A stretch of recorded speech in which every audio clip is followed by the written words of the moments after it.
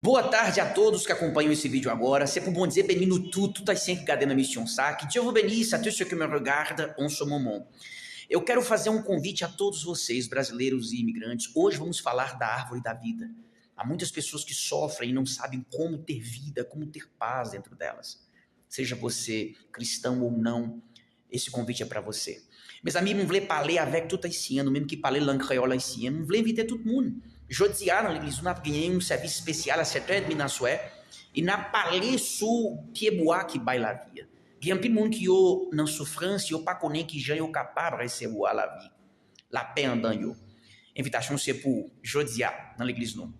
Et je veux parler avec tous les gens. Mes amis, c'est un sujet qui est adressé à tous ceux qui souffrent. Parce que de nombreuses personnes de nos jours, ils souffrent, ils ne comprennent pas la raison de leur souffrance. Je veux vous inviter pour participer avec nous tous.